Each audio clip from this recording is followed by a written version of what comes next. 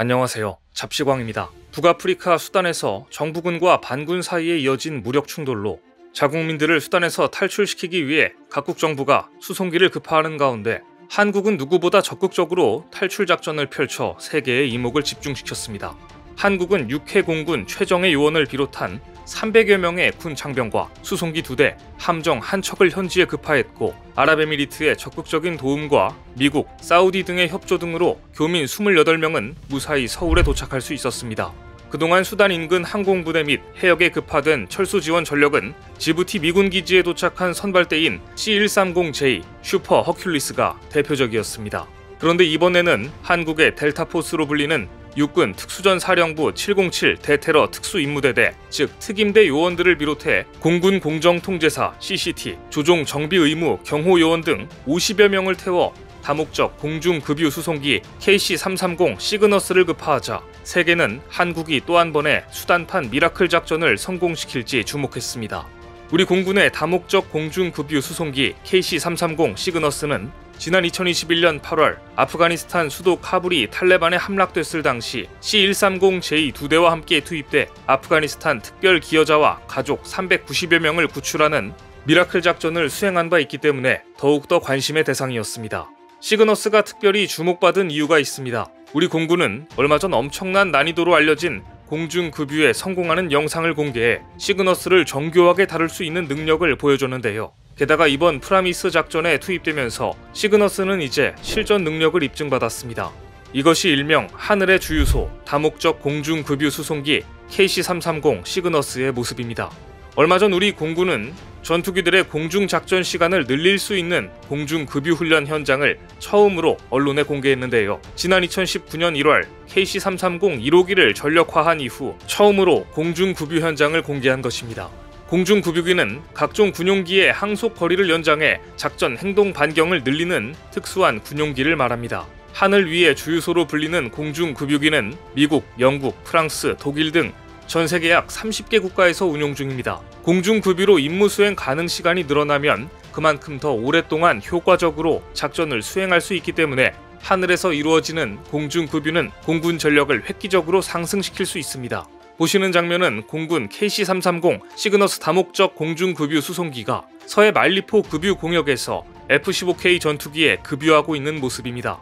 이날 급유는 실제 주유를 하는 것이 아닌 공중급유 장치인 붐을 전투기에 연결한 뒤 다시 분리하는 드라이 컨택 방식으로 진행됐는데요. 전투기들은 순서대로 KC-330 후미로 이동해 임무 수행을 위한 급유를 준비했고 같은 시각 KC-330 공중급유 통제사의 콘솔에는 급유를 위해 다가온 전투기가 입체 영상으로 구현됐습니다. KC-330의 자랑거리인 3D 카메라 세트로 정확한 위치를 수신한 공중급유 통제사는 한치의 오차 없이 공중급유 장치 붐을 길게 내려 전투기 급유구에 맞댔습니다. 드디어 이뤄진 도킹, KC-330은 분당 최대 1360리터의 속도를 뽐내며 안전하고 신속하게 공중급유를 마쳤습니다. 항공기와 항공기가 연결되고 엄청난 양의 연료가 보충되는 동안에도 KC-330의 내부는 고요했습니다. 그동안 KC-330과 전투기 운용 요원들이 수행했을 연습량을 확인할 수 있었습니다.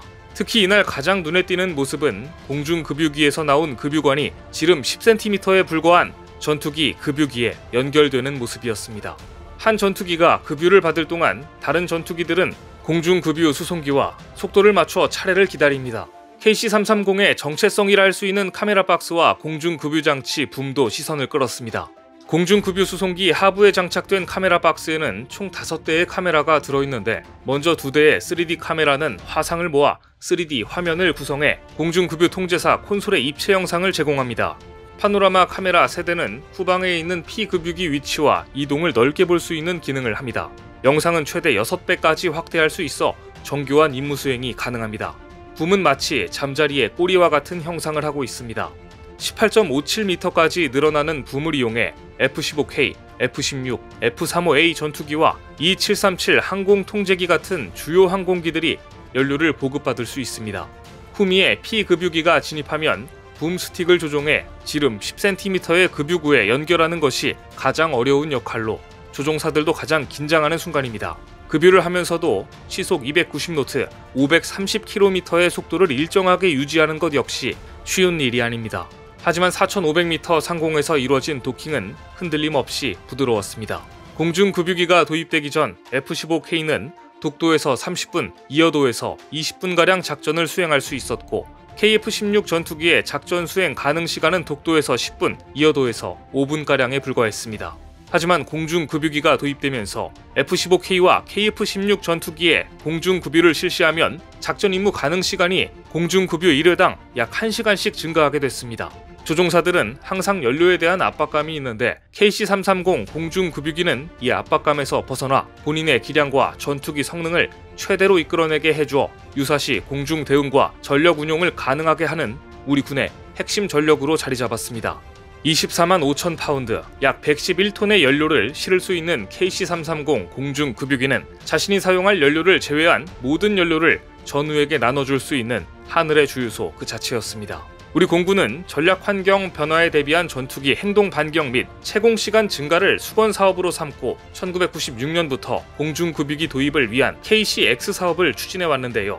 공중급유기는 항공전의 혁명을 불러왔다고 평가받습니다. 제1차 세계대전 이후 항공기가 급속도로 발전하면서 항속거리를 늘리기 위한 시도가 이어졌는데 1923년 미 육군 항공단 소속 2대의 DH-4B 복엽기가 연료탱크에 연료 호스를 장착해 비행 중인 다른 항공기에 연료를 주입하는 데 성공합니다. 이후 이 기술을 이용해 세대의 DH-4B 복엽기가 9차례의 공중급유 후 37시간 동안 비행하는 기록을 수립했습니다. 미국에서 개발된 공중급유 기술은 이후 유럽으로도 퍼져나갔고 유럽 국가들도 비행 실험을 통해 공중급유에 성공했는데요. 공중급유는 동서냉전이 시작되면서 본격화됐습니다.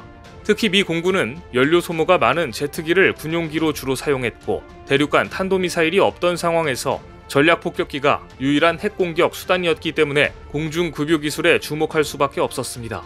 당시 미군은 소련의 핵 선제 공격을 가한다는 작전 계획을 세우고 있었고 이를 위해서는 전략폭격기들이 상시 초계 비행을 해야 했습니다. 이를 위해 미군은 B-29 폭격기에 공중급유 장비를 장착해 개조한 KB-29M 공중급유기 80대를 전력화했고 1957년에는 보잉 707 여객기를 개조해 공중급유 전용기인 KC-135를 실전 배치했습니다.